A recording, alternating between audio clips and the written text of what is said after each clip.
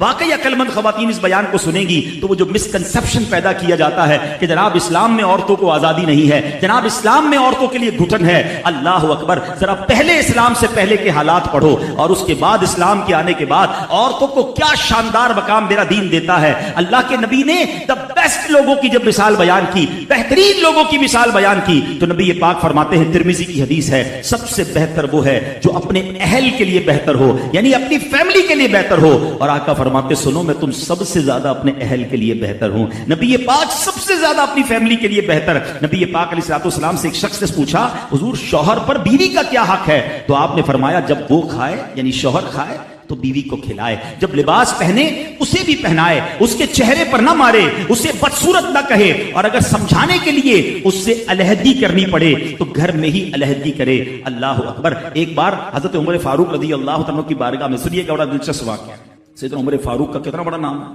آپ کے جلال کی، آپ کی عدالت کی مثالیں دی جاتی ہیں، بڑے بڑے لوگ آپ کے سامنے تھر تھر کانپتے تھے۔ آپ کا گھر میں انداز کیا تھا کہ ایک شخص آیا کہ میں حضرت عمر کے پاس جاؤں اور بتاؤں میری بیوی جو ہے مجھ سے اس طرح بات کرتی ہے، اور میرا وہ انداز نہیں ہوتا جو شوہر کے سامنے ہونا چاہیے، ہوتا ہے گھروں میں ہو جاتا ہے۔ حضرت عمر کے دروازے پر پہنچا نا تو اندر سے اسے سیدنا عمر فاروق رضی اللہ تعالیٰ عنہ کی زوجہ ام کلثوم رضی اللہ تعالیٰ عنہ کی ناراضگی کی عالم میں گفتگو کرتے ہوئے سنا۔ وہ حضرت عمر سے بات کر رہی تھی تو وہ شوہر سوچنے لگا کہ میں تو اپنی بیوی کی شکایت لے کر آیا تھا، حضرت کے تو گھر کا بھی معاملہ ہی ایسا ہی ہے۔ تو وہ کہتے میں واپس ہونے لگا، حضرت عمر نے بلا لیا، کیوں آئے تھے؟ تو کہا کہ میں تو حضرت اپنی بیوی کی شکایت کرنے آیا تھا، مگر میں آپ کے دروازے پر آیا، آپ کا بھی معاملہ ہی ایسا ہی ہے، تو میں سمجھ گیا ہم دونوں ایک ہی معاملے میں ہی ہیں۔ اب حضرت عمر نے جو ان کی تربیت فرمائی نا، آپ نے فرمایا میری بیوی کے مجھ پر چند رائٹس ہیں، چند حقوق ہیں، مجھے اس سے چند فائدے حاصل ہوتے ہیں جس کی بنا پر میں اس سے درگزر کرتا ہوں۔ پہلا یہ کہ یہ میرے لیے جہنم کی آڑ ہے، میرا دل اس کی وجہ سے حرام کاموں سے بچا رہتا ہے۔ نمبر دو، جب میں گھر سے نکل جاتا ہوں یہ میری خزانچی بن جاتی ہے، یعنی میرے مال کی نگہبان بن جاتی ہے، میری دھوبن بن جاتی ہے، میرے کپڑے دھوتی ہے، میرے بچے کی پرورش کرتی ہے، میرے لیے روٹیاں اور کھانے پکاتی ہے۔ تو وہ شخص کہتا ہے یہ سارے فائدے تو مجھے بھی اپنی بیوی سے حاصل ہیں، تو میں تو کبھی درگزر سے کام نہیں لیتا، وہ مجھے کہتی میں اسے لڑنا شروع کر دیتا ہوں۔ کہتا آج آپ کی بات سے نصیحت مل گئی، اب میں اپنی بیوی کی چھوٹی ماٹی باتوں کو میں بھی درگزر کر۔ کتنی پیاری بات بتائی، ہم وہ ساری باتیں بھول جاتے ہیں، ایک غلطی پر پکڑ لیتے ہیں، ایک غلطی پر ڈانٹتے ہیں، ہر غلطی پر جناب ایسا نہیں ہوتا، ہر غلطی کی سزا سزائے موت نہیں ہوتی ہے، ہم غلطیاں نہیں کرتے۔ اگر جس طرح ہم اپنی بیوی کو غلطی پر ڈانٹتے وہ ڈانٹنا شروع کر دے پھر کیا حال ہوگا؟ تو ایسا نہ کرے، وہ بھی دل رکھتی ہے، ہم نے کسی انسان سے شادی کی ہے، کمپیوٹر سے نہیں کی، ٹھیک ہے نا؟ تو کمپیوٹر بھی آج کل وائرس آ جاتا ہے، تو وہ تو انسان ہے، غلطی ہو گئی کوئی بات نہیں۔ تو سبحان اللہ، اتنا پیارا مذہب ہے۔ درود پاک پڑھنے کے بے شمار فضائل و برکات ہیں۔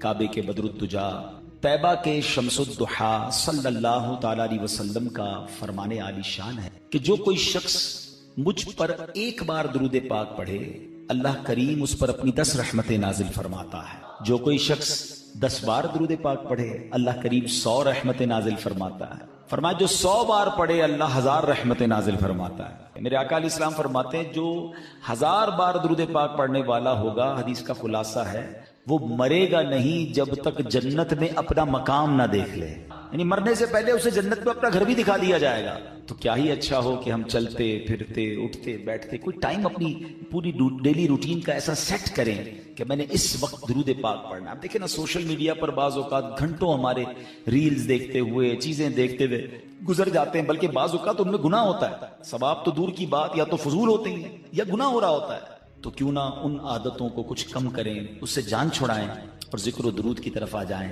اللہ مجھے بھی اور آپ کو بھی اپنا اور اپنے حبیب علیہ الصلوۃ والسلام کا کثرت سے ذکر کرنے کی توفیق عطا فرمائے۔ محبت کے ساتھ با آواز بلند درود پاک پڑھ لیں، صلو علی الحبیب۔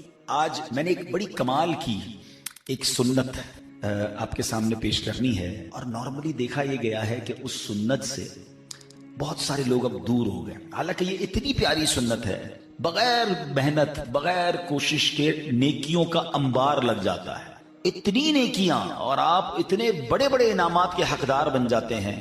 وہ سنت کون سی ہے میں انشاءاللہ بیان کرتا ہوں، مگر امام محمد بن محمد غزالی علیہ رحمت اللہ الوالی نے ایک بڑا پیارا واقعہ اپنی کتاب مکاشفۃ القلوب میں لکھا۔ مکاشفۃ القلوب بڑی پیاری کتاب ہے۔ واقعہ کیا تھا کہ ایک شخص نے ایک غلام خریدا۔ آج کے دور میں تو کسی کو گھر میں ملازم رکھنا ہو تو وہ نوکری پہ جاب پہ رکھتا ہے نا، پہلے ایسا نہیں ہوتا تھا، پتہ ہے پہلے غلام خریدے جاتے، انہوں نے غلام خریدا۔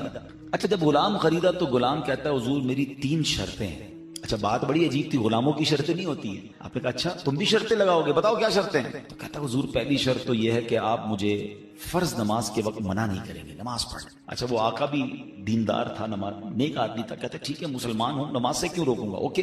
کہتا دوسری شرط یہ کہ دن میں جو چاہے کام لے لیں، رات مجھے آپ چھوڑ دیں. کہا ٹھیک ہے مجھے کام دن میں لینا، میں بھی رات آرام کرتا ہوں، تم بھی رات آرام کرنا. کہتا تیسری شرط یہ کہ آپ مجھے اپنے گھر میں کوئی بھی ایک الگ سے کمرہ دے دیں گے تاکہ میں سیپریٹ رہوں. تو کہا ٹھیک ہے، میں نے بھی یہ سوچا تھا گھر میں بہت سارے کمرے ہیں، غلام کا کمرہ ہوتا ہے تو میں کمرہ دے دوں گا. شرطیں کوئی مشکل تھی نہیں، آقا نے ایکسپٹ کر لیا. غلام گھر پر آیا، بڑا محنتی غلام تھا، دن میں کام کرتا، رات اپنے کمرے میں چلا جاتا. ایک دن آقا چلتے چلتے اس کے کمرے کے پاس سے جب گزرا تو دیکھا عجیب منظر ہے. کمرے کی چھت کھلی ہوئی ہے، آسمان سے نور برس رہا ہے، غلام سجدے میں ہے، اللہ کی عبادت کر رہا ہے اور اللہ کو رو رو کر یہ عرض کر رہا ہے کہ میرے مولا میں غلام ہوں، دن میں میری ڈیوٹیز ہیں، اگر یہ کام نہ ہوتا تو میں دن بھی تیری عبادت کرتا، رات بھی تیری عبادت کرتا. آقا بڑا حیران ہوا کہ یہ میرا غلام کیا چیز ہے، ایسی عبادت، ایسا نور اور ایسی گفتگو.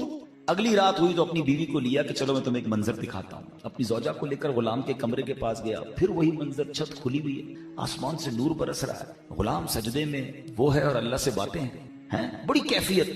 جب یہ منظر دیکھا تو وہ میاں بیوی بھی آنسو بہانے لگے، وہ بھی رونے لگے کہ یہ کیسا غلام ہے. صبح ہوئی تو غلام کو آقا نے بلایا اور کہا کہ ہمیں پتا چل گیا ہے تمہاری رات کی عبادت ہم نے دیکھ لی ہے. تم اللہ سے یہی کہہ رہے تھے نا کہ یا اللہ میں مجبور ہوں، اگر دن میں بھی فارغ ہوتا تو تیری عبادت کرتا، رات میں تو تیری عبادت کرتا ہوں. تو ہم میاں بیوی نے فیصلہ کیا ہے کہ آج کے بعد تم آزاد ہو، جاؤ دن میں بھی عبادت کرو، رات میں بھی اللہ کی عبادت. اچھا ہماری جگہ کوئی ہوتا تو بڑا خوش ہو جاتا کہ چلو یار انعام مل گیا. غلام کو آزاد ہونا بڑی نعمت تھی، مگر وہ غلام دراصل وہ آقا بننے کے قابل تھا، وہی آقا تھا، وہ بڑا کمال کا بندہ تھا. وہ پتہ کیا کہتا ہے، جب آقا نے کہا نا مجھے پتہ چل گیا تم رات کیا کرتے ہو اور اس وجہ سے میں تمہیں آزاد کرتا ہوں، تو وہ غلام اللہ کی بارگاہ میں کہتا ہے یا صاحب السر ان السر قد ظہر، اے راز رکھنے والے مولا، اے صاحب راز، راز تو کھل گیا. ولا اريد حیاتی بعد مشتہرا، اے اللہ میں اب راز کھلنے کے بعد زندہ نہیں رہنا. اور یہ کہا اور اس کی روح نکل گئی، اس زمین پہ باڈی آتی ہے اور وہ انتقال کر. اے میرے پیارے اب غور کیجئے، اس واقعے سے بہت سارے لیسن ملیں گے. جو میں نے کہا تھا نا کہ نبی پاک کی ایک سنت بیان کرنی ہے، وہ سنت کون سی ہے؟ وہ سنت ہے ذکر الہی. میرے آقا خوب اللہ کا ذکر کرتے تھے. کتنا ذکر کرتے تھے آپ کو میں اندازہ کرواتا ہوں، آپ کو اندازہ ہو جائے گا. نبی پاک سونے سے پہلے اللہ کا ذکر، جاگنے کے بعد اللہ کا ذکر، کھانے سے پہلے اللہ کا ذکر، کھانے کے بعد اللہ کا ذکر، پیارے آقا گھر سے نکلتے ہوئے اللہ کا ذکر، گھر میں داخل ہوتے ہوئے اللہ کا ذکر، قدم قدم پر اللہ کا ذکر. کیسے؟ یہ سب چیزوں کی دعائیں ہیں نا، کھانے سے پہلے کی دعا، کھانے کے بعد کی دعا، پانی پینے سے پہلے کی دعا، پانی پینے کے بعد کی دعا، آئینہ دیکھنے کی دعا، سرما لگانے کی دعا. اس کا مطلب کیا ہے؟ دعا کیا ہے؟ ذکر الہی ہے نا، اللہ سے باتیں کرنا ہے نا. نبی پاک قدم قدم پر اللہ کو یاد کرتے. سورج گرہن کی دعا، چاند گرہن کی دعا، بارش برس رہی ہے پھر دعا، بادل گرج رہے ہیں پھر دعا، قدم قدم پر دعائیں.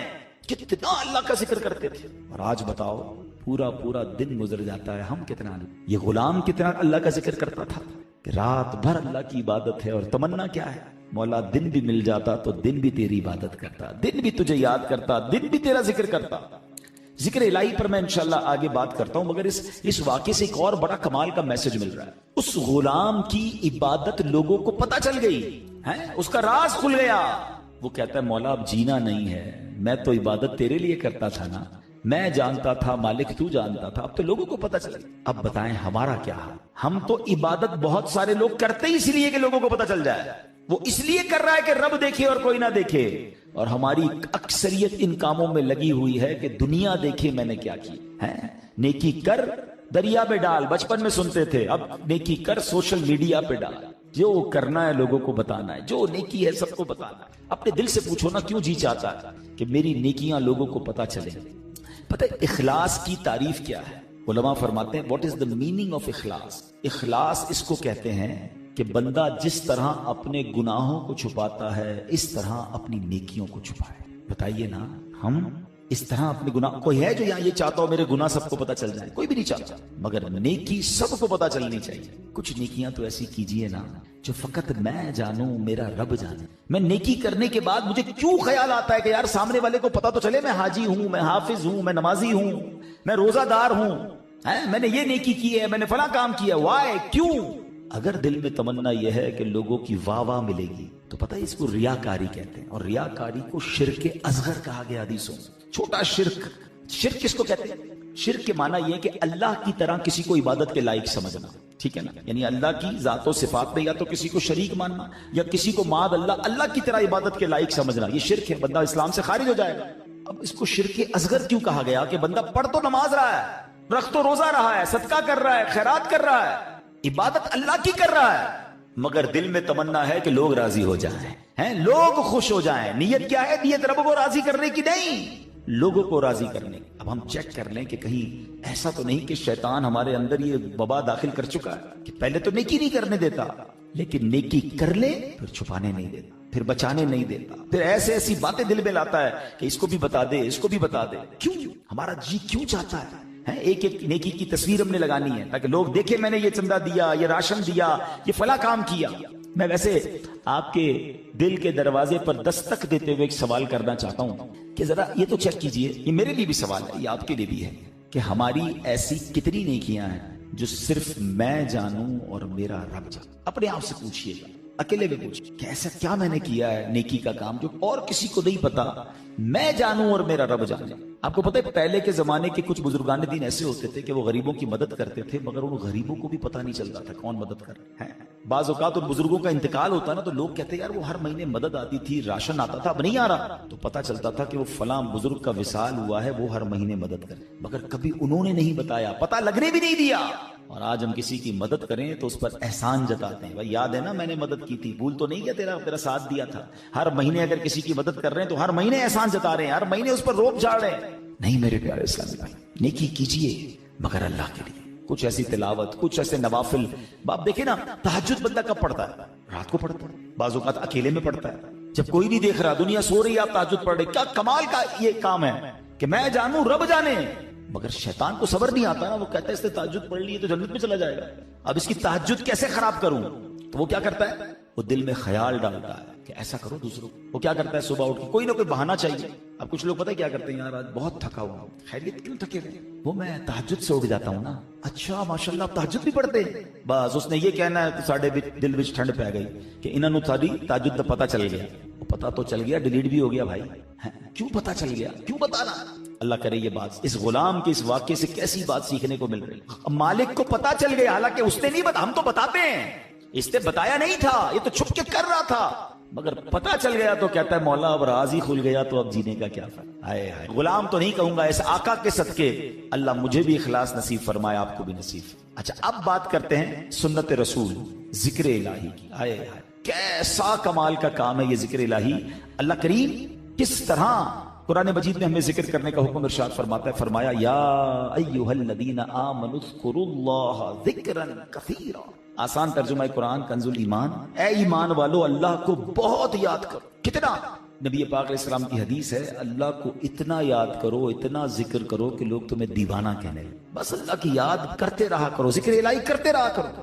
ہے مگر ہمارا حال کیا ہے کہ زبان فضول باتیں تو کرتی ہے مگر اللہ کا ذکر نہیں۔ ہمارے بزرگ کیسے ذکر کرتے؟ حضرت جنید بغدادی کا نام سنا ہو رضی اللہ، بہت بڑے اللہ کے ولی۔ آپ کے بارے میں آتا ہے کہ آپ اتنا ذکر الہی کرتے تھے، ایک بار نائی کی دکان پر گئے مونچھیں ترشوانے، تو نائی کہتا ہے حضرت تھوڑی دیر خاموش ہو جائیں ورنہ آپ کی ہونٹ پہ کٹ لگ جائے گا، میں مونچھیں کاٹ رہا ہوں ذکر کر رہے ہیں۔ وہ کہتے ہیں ذکر کرتا رہوں گا، تم اپنا کام کرو، ہونٹ کٹتا ہے تو کٹ جائے، میں نے ذکر نہیں۔ اتنی دیر کے لیے بھی ذکر الہی نہیں چھوڑنا ہوتا تھا۔ ایک بزرگ تھے اور کبال کے بزرگ تھے، حضرت سری سکتی سے مروی ہے کہ میں حضرت جرجانی کے پاس گیا تو ستو دیکھے، وہ ستو پی رہے تھے، روٹی نہیں کھاتے تھے۔ میں نے کہا حضرت روٹی آپ کیوں نہیں کھاتے، ستو کیوں پیتے؟ وہ کہتے ہیں میں نے کیلکولیشن کی، روٹی کھانے میں اور ستو کھانے میں 90 تسبیحات کا فرق ہے۔